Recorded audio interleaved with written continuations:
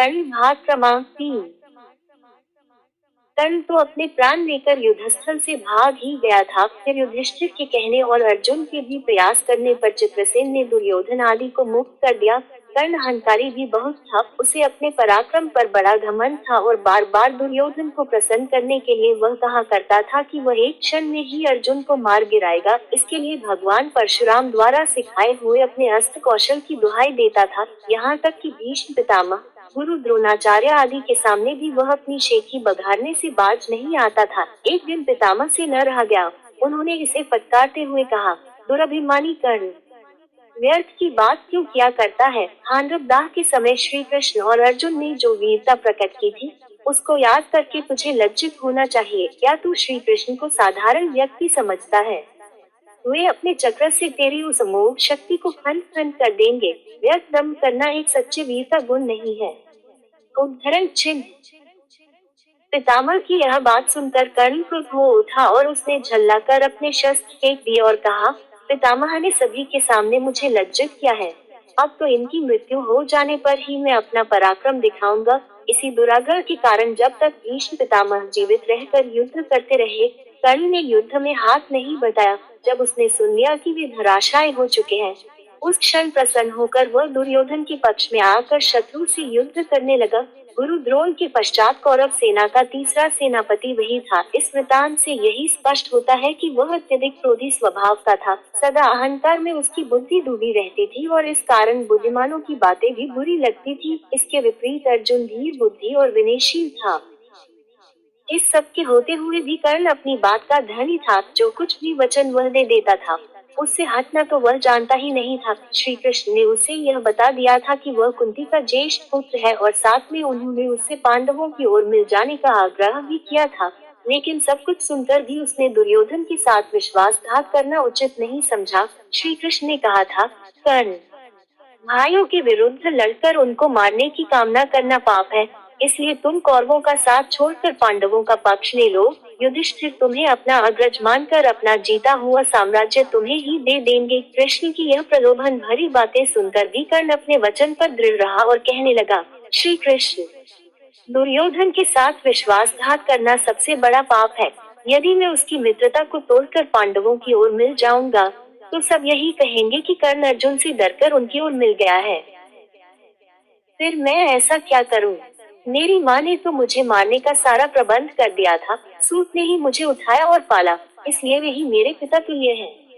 सूतों के साथ मैं कई यज्ञ भी कर चुका हूँ और मेरा विवाह संबंध भी सूतों के परिवार में ही हुआ है। फिर मेरा पांडवों से क्या संबंध रहा? धृतराष्ट्र के घराने में ही दुर्योधन के आश्रित मैं रहा हूँ और 13 वर्ष तक मैंने उन्हीं का दिया हुआ राज्य किया है। फिर कैसे उनके साथ विश्वासघात कर दूं? दुर्योधन को मेरे ऊपर पूरा विश्वास है। मेरे कहने से ही तो उसने इस युद्ध को मोल लिया है और अर्जुन के प्रतिद्वंद्वी के रूप में दुर्योधन की आशाएं मेरे ऊपर ही तो लगी हुई है। इस परिस्थिति में अपने आश्रयदाता और मित्र दुर्योधन को छोड़कर मैं कभी पांडव पक्ष में नहीं मिल सकता। फिर यदि एक बार मैं मिल भी गया तो युधिष्ठिर जो राज्य मुझे देगा उसे अपने वचन के अनुसार मुझे दुर्योधन को देना होगा। इससे तो पांडवों का सारा प्रयत्न ही निष्फल चला जाएगा। यह सभी कुछ सोच विचार कर मैं निश्चय पूर्वक कहता हूँ कि मैं मित्र दुर्योधन का साथ छोड़कर और किसी पक्ष में नहीं मिल सकता।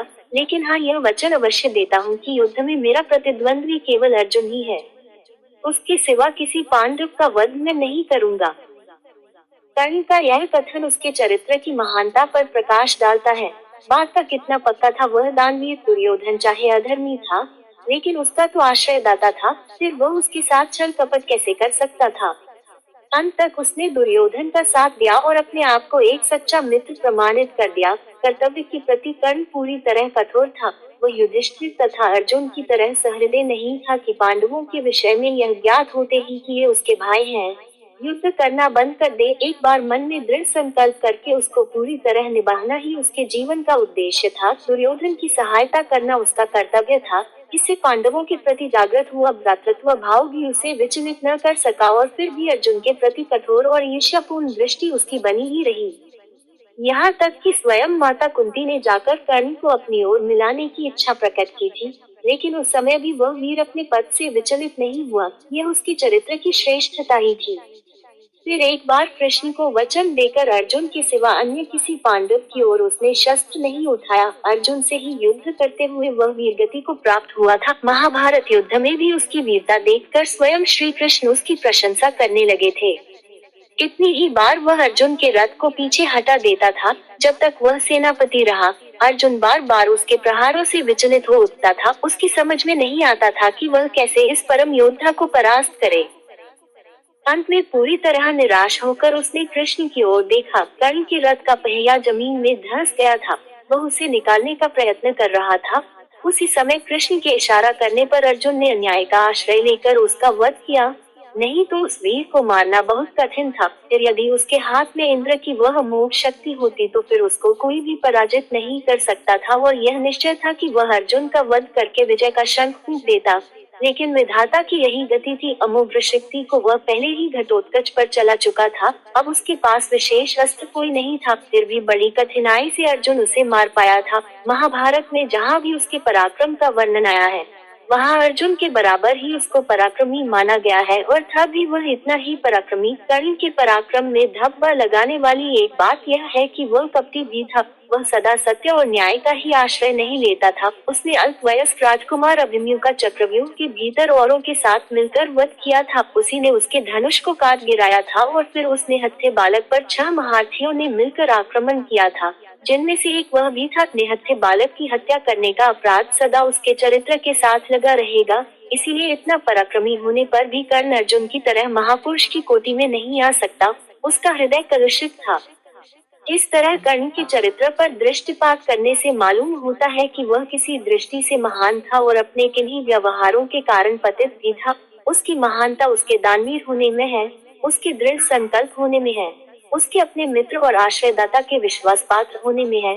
लेकिन छल और कपटपूर्ण व्यवहार, व्यर्थ का दाम्भ और क्रोध उसके चरित्र की गरिमा को कम करते हैं। वह इतना पराक्रमी था कि उसके मरते ही दुर्योधन का सारा धैर्य टूट गया था और अब उसे अपनी पराजय की आशंका निश्चित लगने लगी थी। और वही हुआ भी। कर्ण की मृत्यु के पश्चात कौरवसेना का विनाश हो गया। स्वयं दुर्योधन भी भीम के द्वारा मार डाला गया। युद्ध में पांडवों को विजय प्राप्त हुई। अगर आपको मेरी कहानी अच्छी लगी हो तो कृपया लाइक करें और शेयर करें। हमारे चैनल पर बने रहने के लिए चैनल को सब्सक्राइब करें और बेल आइकन को ऑल पर क्लिक करें, ताकि जब भी वीडियो अपलोड होगी उसकी नोटिफिकेशन तुरंत आपके पास पहुंचे। हमारे चैनल पर बने रहने के लिए धन्यवाद। जय हिंद।